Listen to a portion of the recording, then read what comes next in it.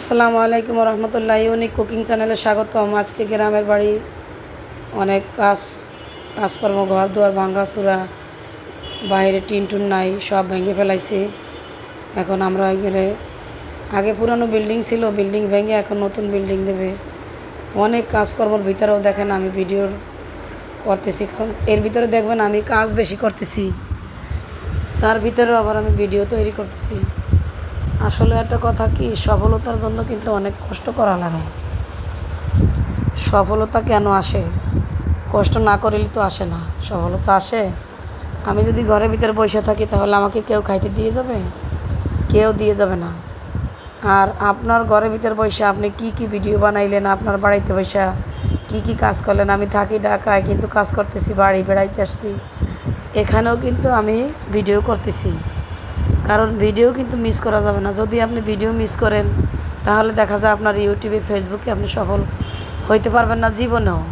আজকে একটা ভিডিও দিলেন, কালকে একটা ভিডিও দিলেন না, এতে কিন্তু হবে না। ভিডিও রেগুলার দিয়ে যাইতে হবে, রেগুলার। যদি আপনি ইউটিউব থেকে সফল হইতে চান এবং ফেসবুক থেকে যদি সফল হইতে চান, রেগুলার ভিডিও দিতেই হবে আপনার।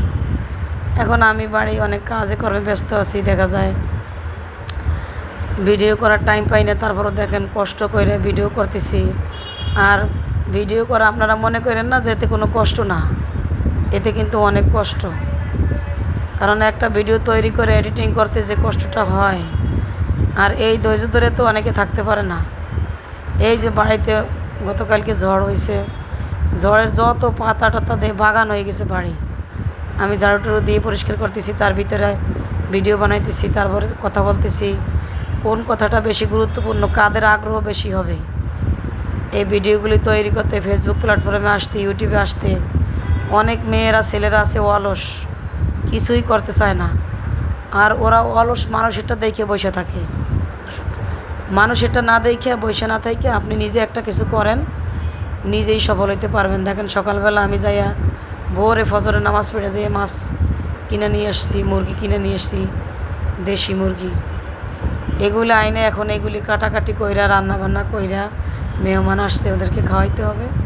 তার ভিতরে আমি ভিডিও তৈরি করতেছি একা একা। আবার এই ভিডিওটা আপলোড দেওয়া লাগবে আমার, আবার এডিটিং করতে বসতে হবে আমার। এই ভিডিওটা এডিটিং করতে বসে এই ভিডিওটা আপলোড দিয়া তারপরে আমার ফেসবুকে যাইতে হবে। আবার এই একই ভিডিও আর একটু ছোটোখাটো এডিটিং করে আমি আবার ভিডিওটাকে ফেসবুকে দিয়ে দেব। ফেসবুকে ভিডিওটা পোস্ট করার পর মিনিমাম আধা ঘন্টা থেকে 1 ঘন্টা লাইক কমেন্ট করতে হবে, না হলে ফেসবুকে রিচ কমে যায়, এঙ্গেজমেন্ট কমে যায়, খুবই সমস্যা। আমি কাজ করি আর ফেসবুকে লাইনে থাকি, ফেসবুকের দিকেও তাকাই, কাজও করি।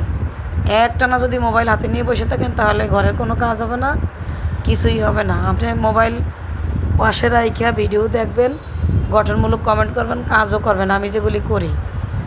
না হলে কিন্তু পারবেন না আমার মতন এত কষ্ট করতে। আমি ইনশাল্লাহ সব দিকে সামলাই। আর আমার মতন আপনারা পারবেন কি না? আবার ফজরের নামাজও কাজা হয় না।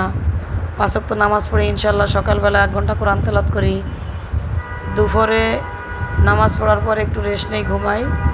মাগরিবে আবার দেখা যায় আমি আধা ঘন্টা কোরআন তেলাওয়াত করি, মাগরিবের নামাজ শেষ করি। কোরআন তেলাওয়াতের ভিতর এত শান্তি, তৃপ্তি পাওয়া যায়, যেটা আপনারা যদি না করেন তাহলে মিস করবেন। আর এই কোরআন তেলাওয়াত নামাজের মাধ্যমেই কিন্তু আল্লাহ তাআলা সব কিছু সহজ করে দেয়। বুঝতে পারছেন? যদি 5 ওয়াক্ত নামাজ পড়েন, কোরআন তেলাওয়াত করেন, আল্লাহ তাআলা দেখবেন আপনার সব কিছু সহজ করে দিবে ইনশাল্লাহ। ভিডিওটি ভালো লাগলে সাবস্ক্রাইব করবেন।